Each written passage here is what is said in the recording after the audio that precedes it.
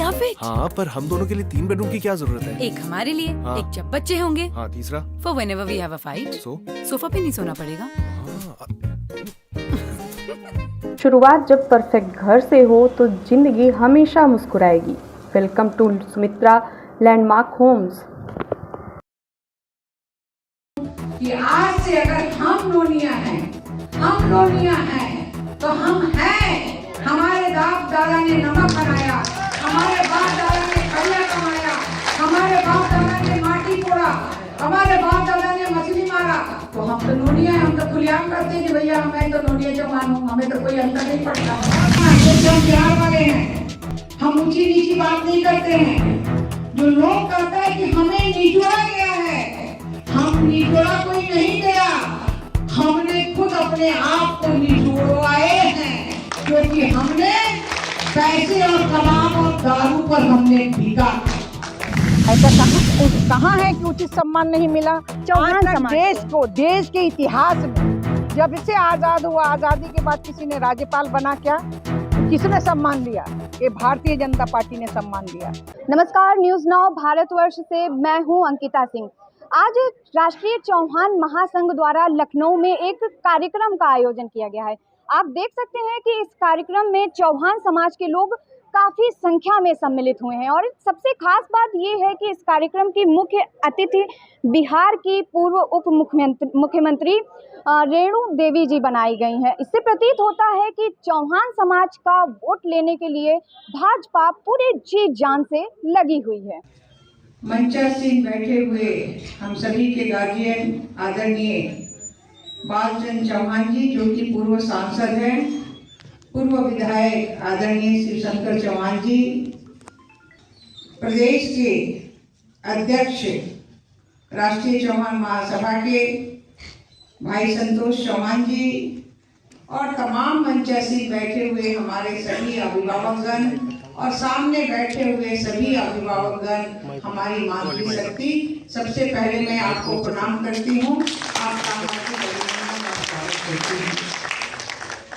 अभी सभी लोगों ने अपनी बातों को रखी है कि कर अपने को इतना बुलंद कि खुदा पूछे कि तेरी रजा क्या है। लेकिन हम बुलंद कब होंगे? अगर हम इतने लोग आए हैं, मैं आदरणीय संस्थापक जी को धन्यवाद देती हूँ। वो आए तो अपनी पत्नी और अपनी बेटी को लेके आए। अगर हम अपने परिवार को भी लेके आते साथ में, तो शायद मुझे ये समय देखने के लिए नहीं मिलता। हमने परिवार को छोड़ा है, हमने परिवार को कभी आगे बढ़ने दिया नहीं है। हमारे यहाँ आरक्षण है, लेकिन आरक्षण का हमने लाभ नहीं लिया। हम अभी देख रहे थे, हमारे एक अभिभावक यहाँ की सूची प्रस्तुत हमें कर रहे थे कि हर जिले में हम कितने चौहान हैं, लेकिन ईमानदारी से हम पूछे कि क्या हम संगठित हैं? क्या हम समाज के लिए कुछ करते हैं? क्या हमने कभी ये देखा है कि हमारे गांव घर का एक छोटा सा केस भी आए, उसके लिए हमने कहीं कोई प्रयास किया है क्या? और जो बात हम कहते हैं, बड़ा साफ बात करते हैं भैया, इसमें दुख मत मानना, क्योंकि हम बिहार वाले हैं, हम ऊंची नीची बात नहीं करते हैं। जो लोग कहते हैं कि हमें निचोड़ा गया है, हम निचोड़ा कोई नहीं गया, हमने खुद अपने आप को निचोड़वाए हैं, क्योंकि हमने पैसे और कबाब और दारू पर हमने बिका। अगर ऐसे नहीं बिकते तो शायद आज समाज में बहुत सारे लोग होते कि आपके जब उत्तर प्रदेश में हम आए, जब संख्या देख के देखे तो मेरी नजर थोड़ी पैनी रहती है और उस नजर में देख रहे हैं कि कोई सांसद लड़ने वाला है ही नहीं। सांसद कौन बनेगा? क्या बैठे बैठे हम बड़े आदमी हैं तो आके बन जाएंगे क्या? जब तक जड़ नहीं हमारा मजबूत होगा तब तक हम कुछ नहीं कर सकते हैं। हमें जड़ को मजबूत करना पड़ेगा और जड़ के लिए हमें समाज से जुड़ना पड़ेगा। सिर्फ अपना ही समाज नहीं, हमें अपने समाज को तो आगे करना पड़ेगा, लेकिन उसके साथ साथ सारे समाज को जोड़ना पड़ेगा। मैं जिस जगह से आती हूँ, भाई साहब बता रहे थे कि 2000 में मैं लालू की सरकार में मैं विधायक बनी। मैं 5 बार से विधायक हूँ, मैं मंत्री रही, मैं उप मुख्यमंत्री बनी, मैं हमेशा चेयरमैन भी बनी रही और बड़े बड़े पदों पर, संगठन के बड़े बड़े पदों पर गई। क्यों? क्योंकि चंदन जो है वो घसता है, और जब चंदन घसेगा तभी तिलक लगेगा, नहीं तो नहीं लगेगा। इतना आपको ध्यान में रखना चाहिए कि हम घसते ही नहीं हैं तो तिलक हम कहाँ लगाएंगे? जब हमारे लोग नहीं निकलेंगे, जब हमारी बिटिया नहीं आगे आएगी, हमें आरक्षण है सिपाही में, हमें आरक्षण है टीचर में, हमें आरक्षण है मुखिया सरपंच और हमें उप मुख्यमंत्री, सभी चीज में आरक्षण है, तीसरी पंचायत में आरक्षण है। हम क्या अपनी बहन बेटियों को कभी निकाला है? अगर हमारी बहन बेटी भूले भटके आपके कारण बन भी गई तो उसका काम हम खुद करते हैं, उसको करने नहीं देते हैं। अगर वो नहीं करेगी तो क्या समझेगी? समाज के अगर चलना है तो गाड़ी के दोनों पहियों को लेकर ठीक से चलना पड़ेगा। एक पहिया से गाड़ी नहीं चल सकती है। और हमारे इस सनातन धर्म में महिलाओं को अर्धनागेश्वरी माना गया है, और अर्धनागेश्वरी का रूप होता है कि दोनों हम बराबर के रूप में होते हैं।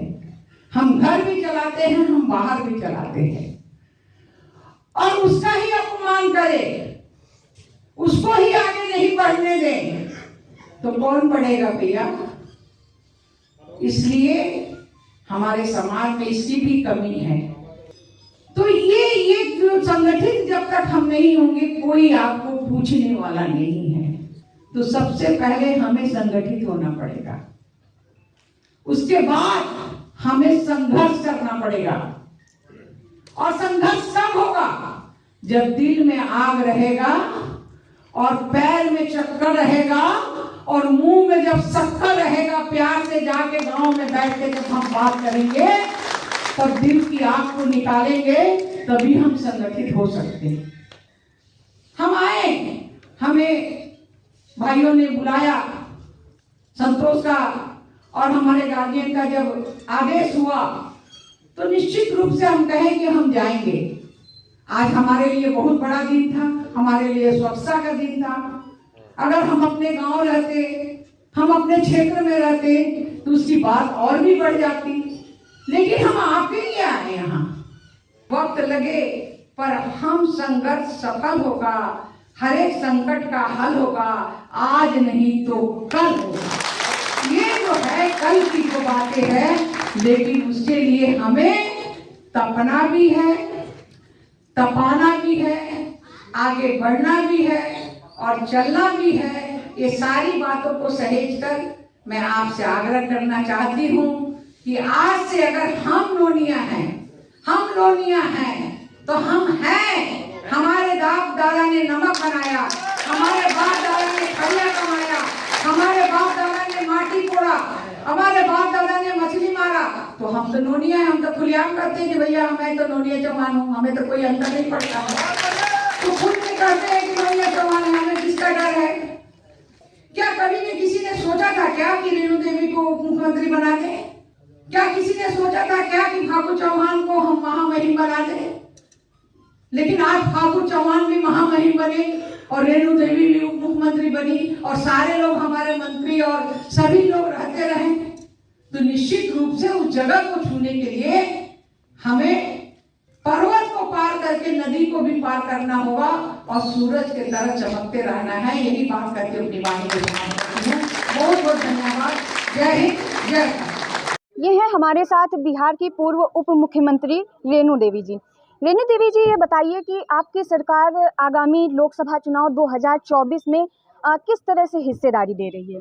निश्चित रूप से अगर उस तरह की हिस्सेदारी बनेगी तो मिलेगी ही। जो इस लायक होगा वो बनेगा। अगर हम लायक ही नहीं है तो हमें क्या मिलना है? मैं उस लायक बनूं, उस तरह से मैं रहूं, तो निश्चित रूप से भागीदारी मिलेगी। ऐसा माना जाता है कि पूरा चौहान समाज भाजपा को ही वोट देता है, तो आपकी सरकार तो में चौहान उसमें समाज को भी- उचित सम्मान नहीं मिल पाता है, ऐसा क्यों?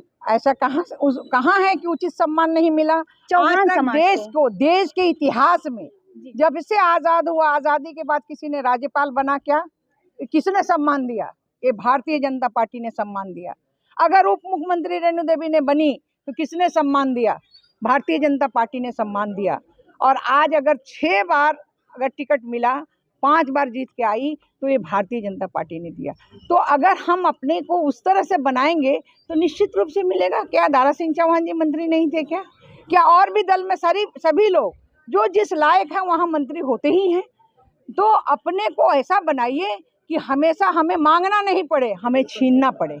और छीन के हम ले सकते हैं जब हम मजबूत रहेंगे, जब संगठन मजबूत रहेगा, हमारी एकता होगी, हमारा एजुकेशन होगा, हमारी महिलाएं निकलेंगी। तो पति और पत्नी जब हम निकलते हैं, नर और नारी निकलते हैं, तो एक संख्या विराट हो जाती है। और वो निश्चित रूप से हमें एजुकेशन मजबूत करना है। ये है हमारे साथ राष्ट्रीय चौहान महासंघ के प्रदेश अध्यक्ष संतोष कुमार चौहान जी। संतोष कुमार जी, ये जो कार्यक्रम रखा गया है, तो इसका उद्देश्य क्या है? यह कार्यक्रम लखनऊ उत्तर प्रदेश के राजधानी में आप जैसा कि देख रहे हैं कि पूरे प्रदेश से चौहान समाज लगभग हर जिले से भारी संख्या में आया हुआ है, जिसमें पिछड़े चौहान समाज का एकीकरण संवर्धन महासम्मेलन रखा गया था, जो राष्ट्रीय चौहान महासंघ के तत्वाधान में आयोजित किया गया था। ये थे हमारे साथ राष्ट्रीय चौहान महासंघ के प्रदेश अध्यक्ष संतोष कुमार चौहान जी, जिन्होंने इस संगठन के बारे में विस्तार पूर्वक हमसे चर्चा की। देश दुनिया की तमाम छोटी बड़ी खबरों से जुड़े रहने के लिए देखते रहिए news now Bharatvarsh. I love it. हाँ, पर हम दोनों के लिए 3 बेडरूम की क्या जरूरत है? एक हमारे लिए, हाँ। एक जब बच्चे होंगे, हाँ, तीसरा for whenever we have a fight. Sofa पे नहीं सोना पड़ेगा। शुरुआत जब परफेक्ट घर से हो तो जिंदगी हमेशा मुस्कुराएगी। Welcome to Sumitra Landmark Holmes.